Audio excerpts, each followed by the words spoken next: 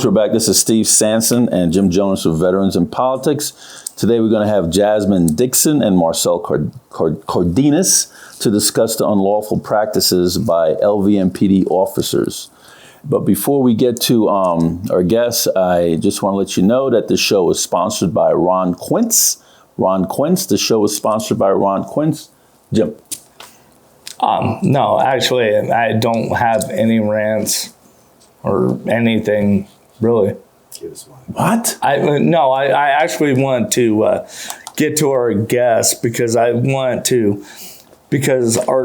last show, we had two retired police officers that were discussing an issue with North Las Vegas. Mm-hmm. Not paying their officers enough or being willing to pay their benefits. Mm-hmm. And now we have two gentlemen that are coming in and they're going to talk about unlawful action by the Las Vegas Metropolitan Police Department. Uh-huh. Okay. So it's interesting because now we're going to, even though they're different entities, uh-huh. we're going to get to kind of hear both sides, because I have a ton of questions for these two gentlemen. Marcel, why don't you give us a bio about yourself? I do PR. I'm a musician and like to help the community. As you know, I've been fighting for family court victims, and that's how we met, obviously, years ago. So I just kind of do what I can to help the community, and yeah, and I like to play my guitar. Wow, that's a huge bio. Okay, yeah, it's a big one. Yeah. Jasmine, could you beat that? Well, I do HVAC marketing, manage marketing for HVAC for a small company in Washington D.C. Okay. And get up every morning and do that, and massage therapist on the side. Massage therapist? Correct. Jim, you got any aches and pains up in the shoulder area there? No, I'm good. Okay. You can give me no massages. All right, so are you homophobic? Nah. I got lots of gay friends. Okay. Are you? Just a little, yeah, I am. I'm not gonna lie. So anyways, please continue. Yeah, and I actually, my parents were, they are retired Metropolitan Police officers in the D.C., Maryland area. Oh, that's a rough area. Yeah, it is. One time I was in Washington and I was on the freeway and I took a wrong turn and I'm looking around. I was like, oh, I think I'm in the wrong area here. Right, I don't belong here. Because, you know, in Washington, D.C., where they have the White House and all those monuments, it's all clean and very clean. And you know, tailor-made and everything is cut just right. And then when I took that turn, I thought I was in the South Bronx or somewhere in Compton. Right. You know, I was like, oh my God, what a difference between these exits on the freeways. Definitely a difference. Yeah. So, what brings you here? What brings me here? I want to talk about a situation that happened at my home, and it was got me shook up a little bit. You know, I had a tenant at the house, and was he a tenant or a guest? Actually, he was a guest. Okay. Yeah, definitely a guest. Uh-huh. And you know, he was harassing my other guests that I had. Right. And then I came along. He had a CCW, and he used to walk around his house with his hand on his hip, and you know. What do you mean he has a CCW? He had a concealed carry permit? Correct. Then why was he walking around the house with his hand on his hip? That's open carry. It's two different things, right? Yeah. Exactly. The CCW, you won't see the weapon. You won't see the weapon. Yeah. Right, okay. Yeah. Well, he had it concealed.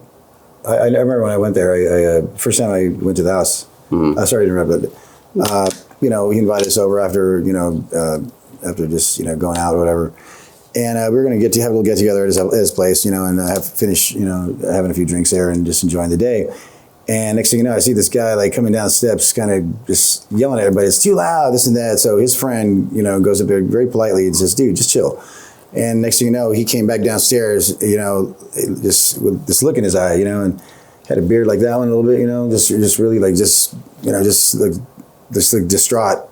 And so the beard makes people look all crazy. This dude looked a little different. He did look a little different. Yeah, he was a little freaky looking. Yeah, it wasn't clean cut at all. Yeah, I mean, it was worse. I mean, It was shaggy looking. Shaggy looking. Yeah, it was real. It was funny. Yeah, and he pretty much says to his friend, who looked like we call him Ness, but he looks a little bit like Ice-T. Just chilling. And he says, "What did he say?" He said, "Oh, y'all must leave the premises." Yeah, he says, "You got to leave the premises right now." And I was like, "What?" He says, "Yeah, you got to leave the premises." And they kind of got into a little altercation. He walks up to me and he's like, "Well, what you got?" That kind of thing. And then he's a guest. Yeah, and he's telling the owners to leave, or he's telling his friend, the renters to leave. He's telling his friend to leave. Oh, and then he got in his face, and then next thing you know, I started hearing stuff about. He said something about you're gonna go to heaven, and I guess he had the gun right here in his hand in his pocket. So he was concealing, or was it open carry? He kind of had it tucked, I guess, in his pocket or whatever, his jacket pocket or something. And if it was concealed, then how did you know he had a weapon? because you could see it, it was like the hand. You see the handle, So I said. So you assumed he had a weapon, though. You didn't saw the handle. You can see the back. You can see the back of it. It was kind of kind of pulling out. It was obvious. So I said, "Okay, everybody, let's get out of here." And so we all left. And as soon as we left, we started walking outside. This guy comes outside, he's yelling and screaming and just like disturbing all the neighbors. It was pretty loud. And so next thing you know, he started pushing him. And, the other guy's on the phone, just like, getting his face kind of like back up, And so he started walking away and then he pushes him and he kind of pulls the gun out and he kind of points at his stomach. And I was like, whoa. So that's when we just kind of dispersed and got in their cars. And those two kept going off around this way. But so I started videotaping them. And in the video, I got him pushing him, kind of pulling the gun out. Kind of, it's obvious you could see what it was. But he was pushing the dude as the guy was backing up, and he had a gun in his hand. So he's obviously the aggressor. as there's a bird in the sky. As there's a bird in the sky. Yeah, so he's the one that calls the cops on us, and he said he wanted to come out and get license plate numbers or whatever. And I'm like, whatever. So after that happened, the police showed up, and we told him what happened, and then he got arrested. Well, we actually got handcuffed. You guys got handcuffed. Correct. Yeah. Just for a second. Well, let me back up just for a second, though. So when you guys were giving your bio, so this happened in Las Vegas. Yeah. Correct. Okay. I just wanted to clarify that. Because you were talking about Washington, D.C., so I just wanted to make sure this is This is all exactly relevant to the Las Vegas Metropolitan Police Department. Okay. So, but we got handcuffed for just a second because they just wanted to make sure that we didn't have weapons on us and that kind of thing. So, and all the cops were cool. They were like, and I respect the police, and I think they did a good job that day. Well, they searched you and handcuffed you. They handcuffed us just to make sure we didn't have weapons on us. Well, they could search you and not handcuff you and realize you didn't have weapons on you. They didn't have to handcuff you to realize you didn't have weapons on you. Because now they're detaining you. Well, right? and then they let us go. They were clear that they said we're just going to make sure you don't have weapons. I understood. I was fine with it. And I told them it's okay. There's just been a protocol thing. I don't, So we did that, and then after they checked us, they let us go, and then they wanted us to write a report, and they listened to him. They went in the room. They found his gun on the dresser. I guess he went back in the house and put it up there. And next thing you know, they arrested him, and he's like screaming and yelling, about yelling at him, telling him to, come on, man, come on, help me out, that kind of thing. And we just like avoided him, and we just went the other way, and that was it. They told us to file an emergency TPO, and and it was pretty exhausting. And we had other plans. We were all tired and stuff, and I had to leave. Otherwise, I would have picked them up and taken them to file that or whatever. And the point was that it didn't happen. They didn't do it. Ended up getting out at about 7 o'clock or 7ish, the next 8 o'clock morning, in the next morning. He got an attorney. Yeah, I guess an attorney got him out, and he was back at the house. And so he was there, and then I said, okay, I gotta somehow intervene here and help him out because he's not very confrontational, and I'll let you go from there. Yeah. So it did get out fast. Yeah. I think the charge was assault with a deadly weapon. What's his name? Jacquees Bassie. Okay. Yeah. Keep going. And so he ended up coming back and going to work. And then as he was harassing the other guests that were staying overnight, you know, it got to the point where you know, you got to leave, man, you know, as we already filed. And so I had to put his stuff out. You put his stuff out. Correct. Okay. I had to throw it out because it's boxed it disrespectful. Yeah, it's more of a hostile situation in the house. And you was trying to maintain civility. That. Correct. Yeah. So I came in and I decided, okay, I'm gonna be a guest too, right? And so I started moving in. In the process, I wanted to see if the guy was going to harass me too, and he did. It was like clockwork, just like you said. He did everything he could to make things difficult. And I even asked him, hey, can you not park in the garage just for a day so I can start moving my things in? And he would park the car, out of the way to just make it difficult. And then I just sure. Hold on. So you moved the stuff out, right? And he's not there. He's not at the house. Okay. And what else did you do? Change the locks. Change the locks. Right. Okay. So very hostile situation. It would have been if he was there, Right. with him. Right. You Having his gun in. You're trying to remove the threat. Correct. Okay. Now this guy, you know, he always talks about having his gun and doing this and that and walking around the house. He walks around the house with his weapon in his pocket. Correct. And he talks to his weapon. He talks to it. Correct. What does and he say talks to about it? it. What does he say to it? What's the name? What's the name of his weapon? He talks about it as if he's going to, you know, shoot someone. Oh, so you heard threats. Definitely felt threatened. Yeah. So you moved them out. I mean, you put his stuff outside. You changed the locks, and what happened? I changed the locks, and you know, we chatted over the phone. He came back that night, and I said, you know, When you chatted over the phone, what were you saying?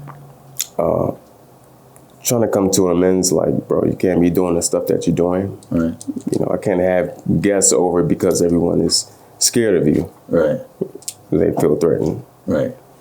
And he starts yelling and blabbering, and, you know, it's not a good conversation. Right. Okay. I honestly don't remember that conversation, but after remove somebody that's violent out my home, period. Right. It's just not happening. Okay. So I believe he calls the police. Yeah. So that night, so he shows up with the police that night, and you know, I told him, don't answer the door. You don't have to answer the door. What police was it? It was, I guess, no, I'm sorry. He called the police. It was Metro, I believe. It was Metro. So it was LVMPD. Yeah, they had like a beige outfits. Yeah, and so you know, I said, don't answer the door. You know, and so next thing you know, he hops the fence and he started In front of the cops. in front of the in front of the police. So, you know, they obviously gave him permission to hop the fence and then break in or something. Wait, hold on. The cops gave him permission. Yeah, because we blocked the fence. We locked it so he could not hop the fence, right? So And he did this in front of the cops. absolutely in front of the police. Yeah, yeah, and so. So he's trespassing. Yes, he's trespassing, and there's like a bunch of cops. They had all the lights out in front of our house. And How many officers you think? Like it started with maybe 3 or 4 officers. at first. So they were kind of coming through, and they were. Yeah. It was probably a slow night. You know, there probably weren't any crimes going on that day. I think it was more. I honestly, It did take a while to get there. When I seen him, I saw 3 cars. You know, I saw 2 for sure, but there could have been 3. I think. Okay. You know. Anyway, those I felt that there was a lot of them. But anyway, so he hops the fence and he goes up, and you know, he already broke one of these arch windows that are like at the top. They're like really expensive, and they're like they don't open. They're just like the type on this high ceiling. He broke it that night. Yeah, he broke it. He broke one before I moved in. I had to repair it and then, or fix it, but patch it up. But then he came back and did the other one. It's another big one. He was able to hop on this little fireplace thing that comes out the back, and he just started breaking the window. We got it on video. How was he breaking it? With a screwdriver or something. He just started punching around the edges of it. Trying to break into the house. Trying to break into the house. In front of the cops. Well, actually, this was behind the house, so the cops couldn't see. him what he was breaking, but we got it on video. But the cops knew he was trespassing. They knew he was trespassing. And the cops actually let him break the front window, which is in front of the house. But yeah, that was after though. So then I said, he goes outside to talk to them. He said, "Hey, what are you doing? You can't let this dude do this." So he let the police know that he's breaking a window. And so then I guess he came back around and you hopped the fence, or did you unlock it? I'm not sure what you did, but I was inside making sure, just videotaping. And then I went through the front window to kind of see what was going on. And then the guy just started breaking the front window, literally like in front of his bedroom window, and just started breaking that one too. In front of the cops. Right in front of the cops, like right there in front of him. What did he use to break the window? Screwdriver or something. Yeah, because he was And the cops just let him destroy property. Let him destroy, in front of all the neighbors and everything. It was a big old production. I mean, all they needed was it was bad. It was like, It sounded like all they needed was a cameraman. that's all they needed. That's all they needed. I'm sure the guy across the street was videotaping too, but it was bad. It was like a creepy movie, and they just let him. So he's out there talking to them, and then they're trying to tell him that, his. So did anybody yell at the cops, say, "Hey, he's committing a crime. He's breaking he's destruction of private property"? Yes, I did. Lock him up. So what happened? Nothing happened. Nothing. Nothing happened at So all. they allowed him to destroy private property in front of them. Correct. Okay. Yeah. Knowing there's a hostile situation. Right. Yeah. Because he had an assault with a deadly weapon Right. prior, a week before that. A week before that, he had assault with a deadly weapon. Correct. So he has a record, and I'm looking at some of his record here, but a lot of it was looked like it was traffic. It looked like a lot of these. Well, he got one here in Clark County, and then he's got another one in L.A. Well, he's got two in L.A. and one in San Bernardino. And another, we found that he's got a couple of things in Harris County as well. Burbank Courthouse, Barstow. He's everywhere he goes, he's getting into trouble. Rap sheet. Okay. Yeah. But let me just back up a minute. And I'm just doing this for clarification for the viewers and listeners. Okay, I'm not attacking your story, but people need to understand that, like, what you guys are saying is basically something that most people are going to say, "Oh, that's unbelievable." There's no cop. You have cops there, and somebody is trying to break a window or jump a fence, and cops are there witnessing this, and they just allow it to happen. Yep. It happened just like that. Mark, could you zoom in? Is this the windows that was broken? Correct. Mark, could you zoom in on that? At that one, that's one. And that's the other one. Okay. Yeah, it's pretty bad. I mean, Okay. Well, and what year did this happen? last week. Okay. Well, and I'm just I'm just trying to connect dots for viewers and Absolutely, listeners. yeah. It happened. Because you understand how perception Yeah. is that, okay, and no disrespect, but let's just be real. Absolutely. Okay, you have two black gentlemen, they're complaining about the cops. This happens all the time, right? Whether it's justified or not justified, but the perception is, oh, here we go. Who's the two black gentlemen? No, Marcel's Puerto Rican. Hey, I'm Latino. And if you have more pigmentation than me anymore, that's Oh, you're black. But my birth certificate says I'm white. yeah. Isn't that weird? It says But I'm anyway, I'm just saying, I'm talking about perception, not legality. Yeah, absolutely. Yeah. Okay. Now, yeah. So that was that night. So after they broke the windows and the guy left, they made him pack up his stuff. That was on the porch, or We brought it out front, Sidewalk. Not on the sidewalk, but it was safe. It was secure, and we covered it and all. So after that whole incident happened, the next day they came back. And wait, let me, before you go on the next day, so this same night, did you get badge numbers or They get badge numbers. officers' names? Officers' names. Oh, so what's the badge number and the officer's name? Got that. I like to know what Metro officer just allows somebody to trespass before their eyes and then destroy private property before their eyes, and they do absolutely nothing about it. Yeah. And knowing that this guy has prior, because they would have had to have run him to make sure. No, he would have popped on the scope for sure. To know that he has priors and know that all you were trying to do was trying to de-escalate a hostile situation by asking him to leave, and they're trying to force him on you, right? Basically. Yeah. Right. Yeah. So what's the badge number and name? Yeah, we get the badge number. I want to get the one at night. I got the ones. I didn't get the one from that night, but I got them from the ones from. No, the next I need day. the one from that day. That day. Yeah. Okay. Yeah. I don't think I have that one right now, but Why not? well, because I wasn't involved. He got It it. sounds like you were all involved. I was, but not with that night. Now the next day. No. We ain't moving until next day until I get some badge numbers and names. Right. So do you have it? You don't have it. It was on the slip, and I guess you forgot the it. slip. Yeah. So Did you take a picture of the slip? Yeah, they could take pictures. All right, let's get some badge numbers and names. If we're going to talk about the unlawful practices of cops, then we need to identify those cops, or else nothing is going to get fixed. yeah. Correct. Yeah, because, and just while you're pulling that up, what I'm seeing is that, well, and I've been saying this for a long time, that I think there's two things that fundamentally are flawed in any police municipality without through the entire country is lack of leadership and lack of training. Yeah, I agree. I mean, how many times, Steve, have you or I talked to a police officer? They don't even know the Constitution. Not at all. You know, and that's because they're not being trained properly. And you know my saying, fish stinks from the head to the tail. Yeah. So that's a leadership issue. Now I can tell you the next day was. I mean, I know you guys want to wait until he gives you the badge number, but Yeah, well, the next day. The next day. No, I don't want to go to the next day yet. You got that? You're going to confuse my listeners and viewers. we still on this day. I have a habit of doing that sometimes. Yeah. You got it.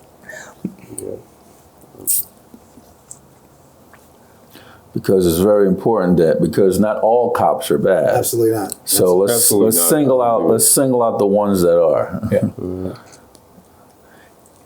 You got that?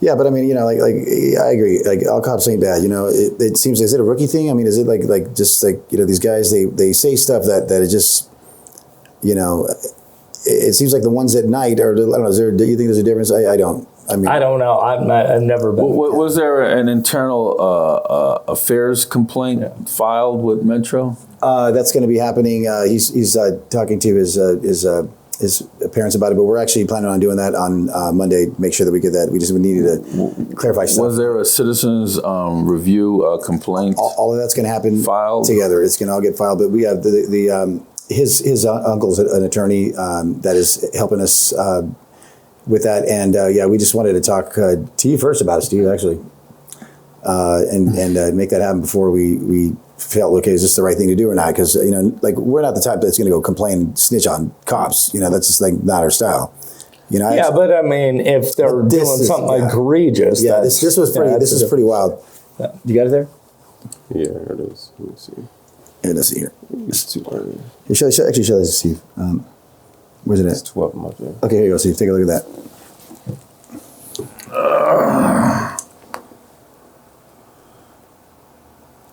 So, Officer K. Flowers, Flowers, badge number 19341, and then Officer T. Huntsman, badge number 16848. So these two officers allowed this guy to jump over the fence, so trespassing, right?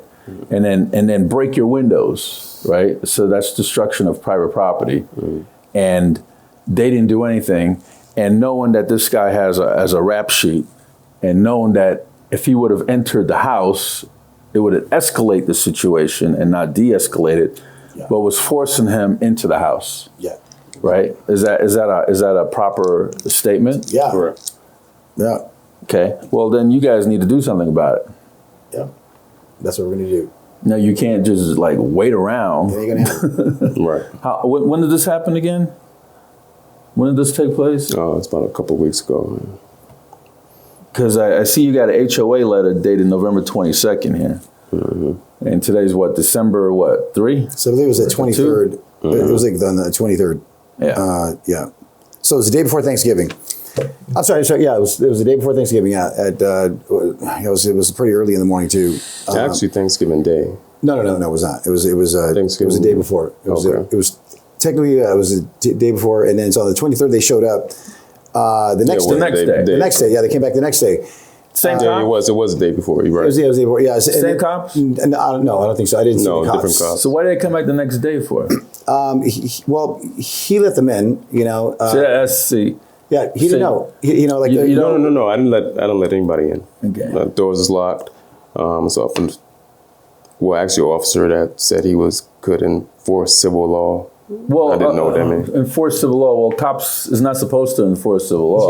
They're only there for criminal. I mean, if you have some type of civil problem, cops like to use this as a get out of jail card, so to speak, so they don't have to write a report and they could just get away. This is a civil matter. Right. This has nothing to do with us. And then they leave. And then the classic one is too, oh, just be honest with me. No. My attorneys told me for years, don't, no. So just be like, so no. if it's a civil matter and they can't interject because they're only there for criminal matters, why are they trying to interject in a civil matter? That'd probably be a job for the constable. So it was a civil standby. They said to him that he just wants to come in and make sure that he doesn't have any of his stuff in the house. So you don't have to let any law enforcement in your home unless they have probable cause, which they don't, or they have a search warrant. If they don't have probable cause, meaning that the neighbors said they heard gunshots fired, or they said there was gunshots fired from this home, that's probable cause. There was a white perpetrator wearing a blue hat, broke in and went into this house, that's probable cause, right? Well, with all due respect to that's probable cause. Right. Or they have a search warrant signed by a judge and they show it to you saying that where Judge so-and-so is giving officers on the 5th of December between 8 and 3 to search these premises at this address, then that's a search warrant. If they don't have probable cause or a search warrant, you don't have to let them in anything. Yeah, and with all due respect to the police department, they asked if he can do a civil standby. He let them in, and he didn't because he doesn't know. He didn't know. So he wanted to just get it over with. Let the guy take a look. The next morning, yes, of course. Okay. So the next morning he let him in, and I was just coming down the stairs, and I saw that they were coming in the house, and so they asked me who I was, and I said, "Hi, I'm just the other guest." And then this is where the action started. So. There was three officers that came in, big guys too. Two were white, one was black, and so the two white cops come in and they kind of surround him. Still Metro, yeah. And the black cop escorted him to go up to the room while the two others were talking to him. And they were basically telling him, he lives here, this and that and the other. They were pushing the issue, and I said, well, I'm a guest, and they said, well, you're a guest, and he's a tenant here. He's got this and that, and he's So they were adamant, and they were like in his face, telling him, well, this is he's got the right to live here, and you can't kick him out without this and that and the other. And I said, excuse me, and then the cop was like almost intimidating and threatening, like telling me not to interrupt him. And I said, all right, fine, I'm going to just be quiet. And that's when I called you up. And so they were like pretty like aggressive too about it, like almost intimidating. And I just sat there and I just looked and listened. And I said, sir, isn't this a civil matter? And then that's when the cop looks at me. He's like, he said, oh, we can enforce civil law. And I'm like, I said, excuse me, And so they're like pounding him heavily too. They were like just right up on him. And the black cop came back down with what's his name, and he's like running around. But the black officer was cool. I liked him. He did his job well. I got to give him props. And he escorted the guy around the house. Did his job. And he was, while he's complaining, laughing at like, why man, you're in the garage, man. He's just like doing his thing or whatever. And I said, I said to him, after the cop gave me this baloney about, they can enforce civil law. I'm like, isn't that a judge's job? Like, not a rookie's, and then that's when I said, can you please ask him to leave? I asked him to ask the officers to just leave. And, he was kind of like overwhelmed by all of it. And I said, I need your badge numbers. We're going to be filing with Internal Affairs. And that's when everything changed. And then as soon as I said that, everything changed. It was really, really like sudden how fast the officer gave me the badge numbers. And, they kind of backed away. And the weird thing was that after they gave me the badge numbers, they just dipped and left this guy in the house. Like, I'm like, well, what about the civil standby? Like, you're supposed to be there in case something happens. It just created a conflict because this guy was like, he's ready to choke this dude out. But so the cops put the hostile back into the house. They brought the hostile back in. Yes. And check us out. Well, what are these officers' badge numbers? Let's get that out the way. Yeah, let's get this out the way. Yeah, exactly. Childers. Is that yeah, go for it. Yeah. Oh. Childers, Childers, badge number 14833. Oh, and you also have Flowers and Walkman on here. It seems like Flowers came back the second day. Really? Yeah, because that's the same, that was on his list. Is that okay? Flowers, badge number 19341, and Workman, badge number 15474. So Flowers came back twice. So Officer Flowers out there knew about the situation the day before and came back the second day to reinforce it. No, I don't know which one was which. I think Childers. I think he might have been the black officer. I'm not sure, but Workman. I think that was the one that was giving us all the tough time, saying that they can enforce civil law, and I just. It's like, all said and done is that the guy has a rap sheet, and it's making the hostile situation worse. And the weird thing was that's the biggest problem. Is that they literally got in their cars and they dipped. They just got in the cars and you asked for badge numbers. Well, as soon as I asked for badge numbers and mentioned Internal Affairs, they got in their cars and they just like, okay, and they just left them. Because they knew they were in the wrong. So that's why you need to file a complaint. You have to file an official complaint. They have body cams on? Did they have those on? Yes, you need to get the body cameras for both nights. Yeah. Okay. And you could do a. They're supposed to give the body cameras to the victims when you ask for them because that's what you are. Yeah. Or you could do a freedom of information and get the body cameras that way as well. Yeah. This is why we need to. Which is a federal law. Yeah, and we're going to make sure we follow through with that for sure this week. But again, with all due respect to Metro, they're going through a lot right now, and I'm sure that it's getting rough. But they do need to be better educated. They really do. Mm-hmm. That's why I was recommending a guest on your show named Stephanie Costello, who is a gun instructor, and she trains a lot of these guys, and she's been. Talking to me about like when she teaches these cops, how to use a firearm, to also think about like the psychology of trying to avoid using it because that's important too. Cops should be enforcing the law and de-escalating. Yeah, exactly. They're peace officers, not. It's not like these cops are trying to escalate the situation and turn their back when the guy committed a crime, or whoever's on the camera, whoever's commanding them or something. Because that's a little. That was a little stressful. They caused us a lot of stress. I mean, we were like on our P's and Q's the whole time. Had to keep the place locked up because we never knew when they were going to come back, and that was like unnecessary. So we're in the second day now. So what happened? They left this guy there. Yeah, they left this guy there, and it took us a minute to get him out, but he had to talk with the guy and talk him down and just like to get him to because otherwise he was like at the threshold of just.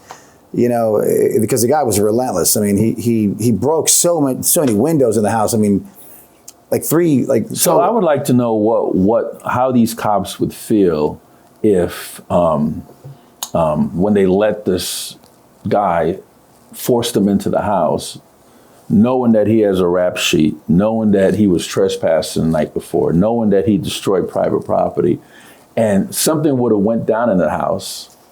And somebody would have ended up dead because these cops forced this guy into the house. Yeah. They never de-escalated the situation at all. Yeah. They only escalated it, and then they give you legal jabbery, which is bullshit. Yeah. To try to get you to keep this guy at the house. Yeah, they were pushing pretty hard to keep him in the house, saying that he lives here and this and that. I mean, it's a lack of not understanding the Constitution. But it also brings up a good point that I think it's a good thing that maybe people in the black community and just in general, if they learned the same game, then they could play the game, instead of getting shot like they are. So that's like something to bring up too, is that the public needs to be educated too on understanding, laws that pertain to them.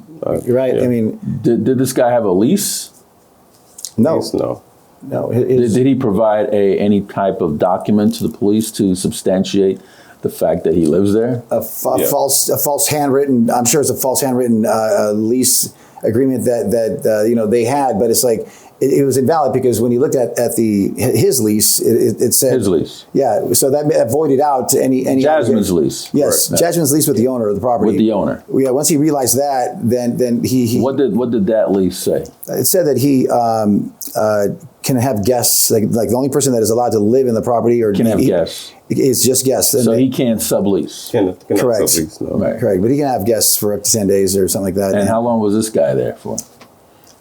A couple months, maybe? Yeah, about a couple months. Off and on in a couple months, yeah. He used to live across the street apparently, and so I guess he was a burden there. So the guy's been a problem in the community though for the Pretty whole much time. everywhere he goes. Right. Well, I can tell by his rap sheet. I mean, if I was gonna have a guest stay at my crib, I'm gonna pull his records, and if I see this on there, I'm not gonna have him because this is telling me that hey, this is preventive maintenance for me, right? Yeah. Say hey, this is gonna be a problem. Yeah. So now you know that this is gonna be a problem. Do you really want to bring the problem into your own?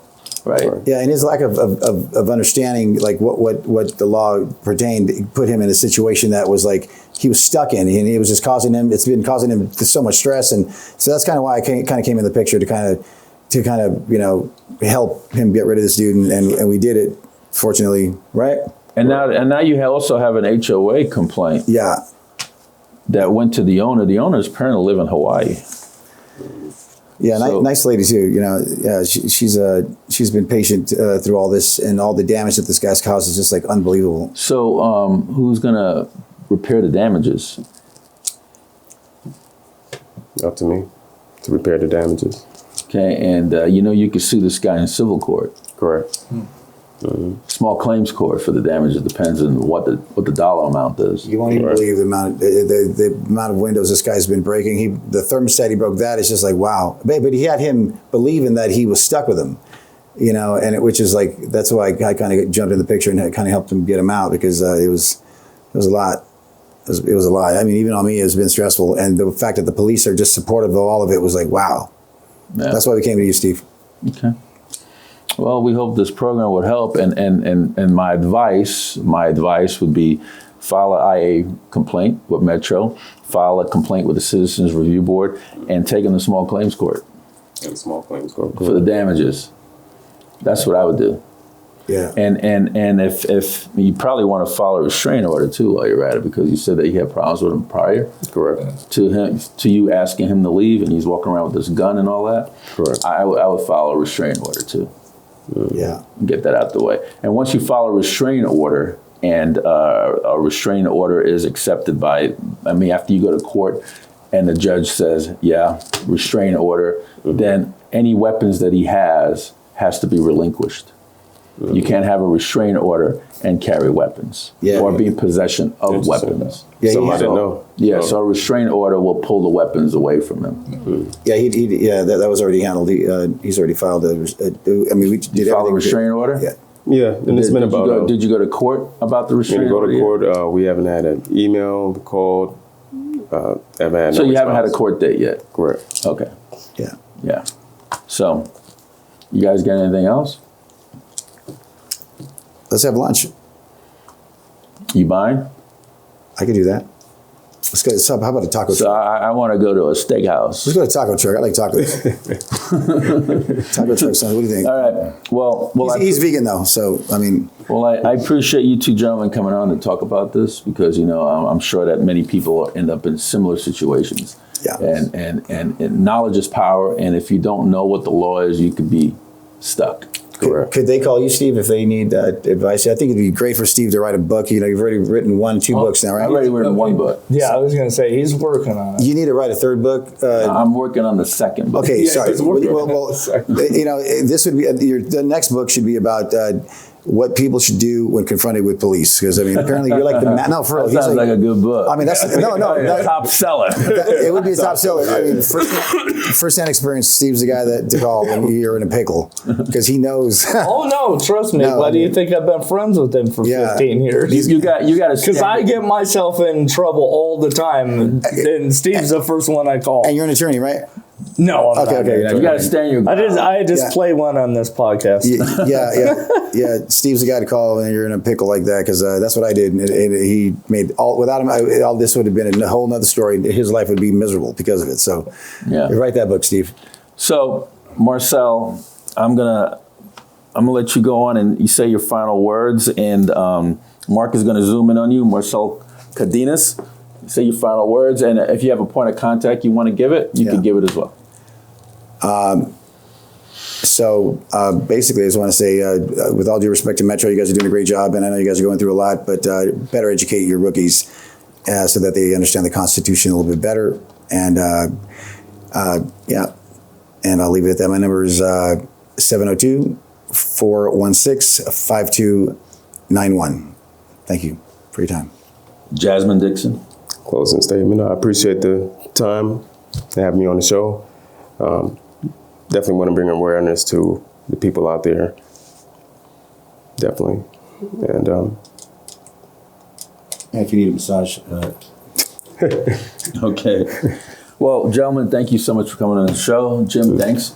Folks, that's Jasmine Dixon and Marcel Cardenas. We're discussing the unlawful practices by LVMPD officers, and Kevin McMahill has just taken over the helm of sheriff for the LVMPD. I believe he gets sworn in January 1st. I hope, Kevin, please help train these officers, make them more educated and know the law, and make them not try to deceive the citizens of Clark County by telling them, like, they could enforce civil law, which they can't. You know, that's a lie right there all by itself. But please help educate your officers, do remedial training, and hopefully they'll be better police officers for the citizens of Clark County and Southern Nevada.